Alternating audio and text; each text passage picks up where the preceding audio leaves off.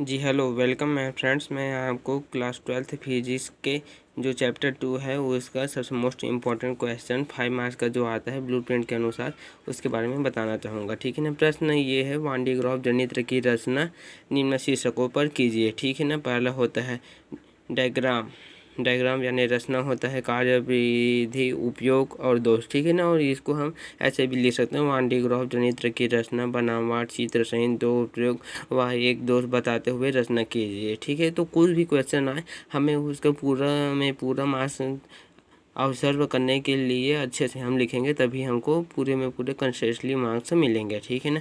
तो इसमें हम आ जाते हैं वान डी ग्रॉफ जनित्र। इसमें क्या होता है, प्रोफेसर आर जे वान डी ग्रॉफ ने 1931 में एक जनित्र का निर्माण किया जो कि 10 लाख वोल्ट या फिर इससे अधिक का विभवांतर उत्पन्न कर सकता है, जिसे ही वान डी ग्रॉफ जनित्र कहा गया है। मैं यही चाहता हूँ कि आप लोग जो हैं, ये जो मैं ब्लैक पेन से जो हिंट दिया हूँ इसको आप अच्छे से लिख लीजिए, क्योंकि इसको लिखने से आपको अच्छे मार्क्स मिल जाएंगे। और ये जो ब्लैक पेन से आप जो लिखते हैं, ब्लैक पेन से जो आप लोग अंडरलाइन करते हैं, ये बहुत इंपॉर्टेंट होता है। इस पर ही बोर्ड एग्ज़ाम का जांचने वाला बहुत ध्यान देता है। ठीक है ना। तो इसको आप इम्पोर्टेंस दीजिए। अब उसके बाद फिर आते हैं, ये तो हो गया हमें वान डी ग्रॉफ जनित्र का डेफिनेशन। उसके बाद फिर आ जाते हैं डायग्राम में। ठीक है ना। Diagram of Van de Graaff जनित्र। ठीक है ना। इसमें क्या होता है, वान डी ग्रॉफ जनित्र का डायग्राम यानी रेखा चित्र। ठीक है ना। डायग्राम इज इक्वल टू रेखा चित्र होता है।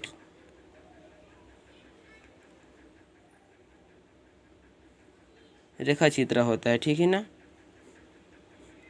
रेखा चित्र इसमें क्या होता है, ये देखिए, ये अर्थिंग है पृथ्वी की है। ठीक है ना। P1 P2 दोनों संग्राहक अंगियाँ हैं। डी आयतन स्रोत है। ठीक है ना। और ये भी दो विद्युत रोधी स्तंभ है। उसके बाद फिर ये नामांकन करेंगे। आप ऐसे जो हेडिंग उस लिखेंगे ना, उसमें आप लोग पॉइंट कर करके लिखिएगा, क्योंकि पॉइंट में लिखने से ही ज़्यादा अच्छे मार्क्स देते हैं। कोचोड़ पोचोड़ लिख देने से नहीं मिलता। बोर्ड की यही मान्यता है। ठीक है ना। पहला है डी इज इक्वल टू, यहाँ जो डी है ये हमारा आयतन स्रोत है। ठीक है ना। एस, यहाँ पर ये जो पूरा पॉजिटिव गया है ना, एस, यह हमारा खोखला गोला है जो अपन का पूरा पॉजिटिव है। ठीक है ना। धनावेश है, पूरा धनावेश है। उसके बाद फिर P1 और P2 दिख रहा है ना, ये पूरा हमारा दो घिरनियाँ हैं। और C2, ये जो हमारा C2 है ना, ये संग्राहक अंगी है। ठीक है ना। संग्राहक अंगी। उसके बाद फिर हम आ जाते हैं उपयोग में इसको मैं अच्छे से कर देता हूँ ताकि आपको अच्छे से देखे। उपयोग में वान डी ग्रॉफ जनित्र के प्रयोग या फिर uses of Van de Graaff जनित्र। ठीक है ना। इसको आप लोग इंग्लिश में ज़्यादा ध्यान दीजिए, क्योंकि आगे आपको इंग्लिश में ही पढ़ने पड़ेगा। ठीक है ना। Uses of Van de ग्रॉफ, one D GRAA graph, ये पूरा जो है ना आपके बुक में दिया है, ये बुक में दिया है और मैं स्पेलिंग गलत नहीं लिख रहा हूँ। ठीक है ना। वान डी ग्रॉफ जनित्र को अपन जनरेटर बोलते हैं, GENERATOR। ठीक है ना। TOR, इसको आप अच्छे से बना लीजिए। The uses of Van de ग्रॉफ generator. ठीक है ना। पहला, उच्च विभवांतर उत्पन्न करने में, यानी उच्च विभव यानी हाई वोल्टेज जो अपन का स्टार्टेड करते हैं ना, वही हाई वोल्टेज उत्पन्न करने में होता है। उसके बाद फिर ये दूसरा है अल्फा कण के प्रोटॉन आदि नाभिकीय विखंडन में। ठीक है ना।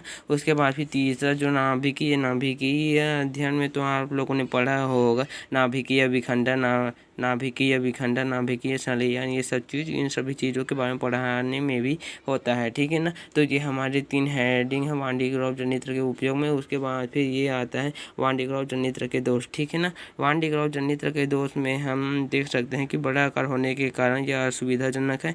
और दूसरा टॉपिक ये है, उच्च विभवांतर के कारण ये खतरनाक है, डेंजरस फॉर हाई वोल्टेज। ठीक है ना। उसके बाद फिर हम यहाँ पर इसकी कार्यविधि में आ जाते हैं। ठीक है ना। The working of Van de ग्रॉफ generator. ठीक है ना। आप ऐसे लिखेंगे तो आपके पूरे में पूरे 100 और 100 मार्क्स का मिलेंगे।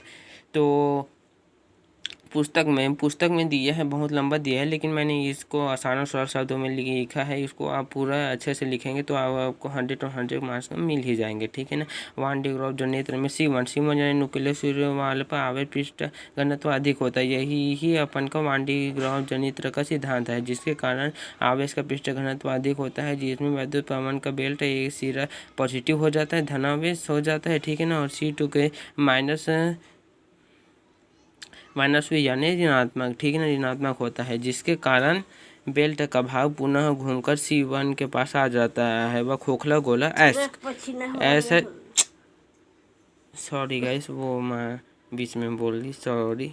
तो अब हम यहाँ पर बनते हैं, ठीक है ना। एस इज इक्वल टू खोखला गोला है। यह प्रक्रिया चलने में एस में फलस्वरूप क्या होता है 10 लाख वोल्ट, या फिर 10 लाख वोल्ट, या फिर ऐसे, या को हम ऐसे भी लिख सकते हैं, या फिर इससे अधिक विभवांतर उत्पन्न हो जाता है, ठीक है ना। और इस सिद्धांत में यही है वान डी ग्रॉफ का सिद्धांत, देख लीजिए।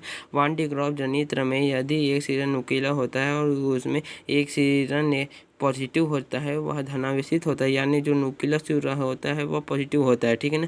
तो उसमें वैद्युत घनत्व का मान अधिक होगा और उसके अनुसार नुकीले सिरे से वैद्युत प्रवाह उत्पन्न हो जाएगा, ठीक है ना। तो ये है पूरा वान डी ग्रॉफ जनित्र का चित्र और पूरा डेफिनेशन। इसको आप पूरे में पूरे लिखोगे तो 100 और 100 मार्क्स मिल जाएंगे। और ये मैंने कम शब्दों में लिखा है, क्योंकि पुस्तक में हद से ज़्यादा अधिक शब्दों में दिया गया है, लेकिन मैंने बहुत मैक्सिमम आपको अच्छे से अच्छे मार्क्स दिलाने के लिए मैं इसे पूरा सरल शब्दों में लिखा है और इसमें पूरा कंट्रेस्टली है। ओके, तो मैं आपको फिर से दिखा देता हूँ, आप स्क्रीनशॉट अच्छे से ले लेना इसका। सॉरी, वो कैमरा का थोड़ा दिक्कत है, ठीक है। ये लीजिए, आप पूरा स्क्रीनशॉट अच्छे से ले लीजिए। कुछ भी वान डी ग्रॉफ के बारे में कुछ चीज़ है आपको अच्छे से ही लिखना है, ठीक है ना। ये देखिए, ये उसके बाद फिर सेकंड ये लीजिए, इसका भी आप लोग अच्छे से चित्र बना लीजिए, आई मीन स्क्रीनशॉट ले लीजिए, ठीक है।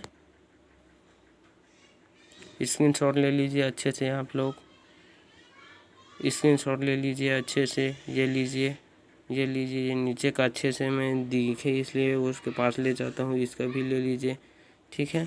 उसके बाद फिर तीसरा, ये आखिरी वान डी ग्रॉफ जनित्र की क्रियाविधि, ये पूरा और ये, ठीक है, अच्छे से। और नीचे का भी आप अच्छे से ले लीजिएगा।